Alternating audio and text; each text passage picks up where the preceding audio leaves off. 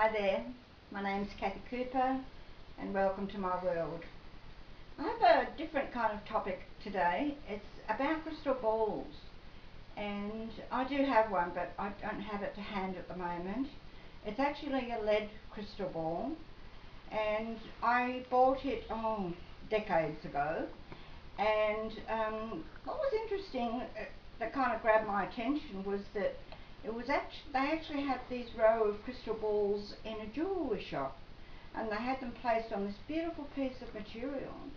And then they started to notice that as the sun came through the window, the prisms of light and whatever from the crystal balls was actually leaving burn marks, almost like cigarette burn marks. So they had to actually move the crystal balls to another place. Anyway, I wasn't quite sure what I was going to do with it, and I was at my parents' place one particular evening, and I decided to have a look at the crystal ball to see what I could see.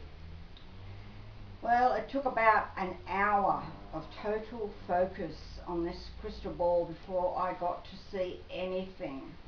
From memory, I actually can't remember what I did get, but I started seeing clear pictures like looking at a television set, which absolutely fascinated me. And then another time, the second time, I actually found it a lot easier, and a woman actually consulted me, and she wanted me to see whatever I could see about a unit that she was planning to move into. And it actually came through really clear. I actually described the whole unit. It was empty, and her and a friend of hers were going to move in together. And so I could actually even explain where the rooms were, etc. And it was just so clear. It's almost freaky when you're looking into something like that, but I later found out that you can even do that with a bowl of water. You know, clear glass bowl full of water. You can look in the water and get the same kind of reaction as you would looking into a crystal ball. She was quite pleased with that because they actually did end up moving into that particular place. And then the next time, a friend came to me, and I used to do various things for her, read her chart, read her cards, and this particular day she came over, and I had never been to her home. And I'm looking into the crystal ball, and I started to see inside her home, and I saw that she had a two-story townhouse, and I was described how when you walked through the door where the couch was facing, etc., etc.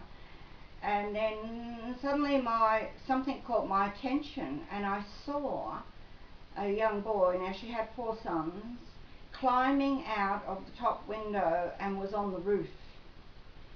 And she only lived about 3 kilometres from where I was. She totally understood that this was important. She practically ran out of my place, jumped in her car, went home, and found one of her sons had climbed out of the top story window and was on the roof. Now, if I hadn't seen that, I don't know what would have happened, whether he would have fallen. He was probably only about 8-9-year-old boy. So they do those sorts of things. Now, but what I want to explain about the crystal balls is that they can be used for all sorts of things. I have seen things that have happened not necessarily quickly, may have taken months to occur. It's just that they are so beautiful to look at, and when you actually do get focused in there, you could swear you were looking at a television set. It is just so clear and concise and accurate. I recommend that anyone who has any kind of clairvoyant feelings or premonitions to use a crystal ball to enhance that, because it really does help to bring more information to you. And it's the same with the tarot cards. They are just tools, all these things, but sometimes you don't need any tools.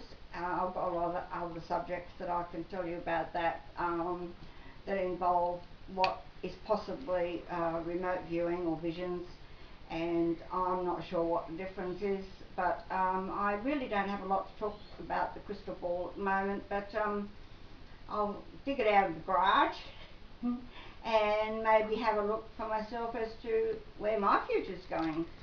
Thank you very much for tuning in, and we'll see you next time hopefully. Bye.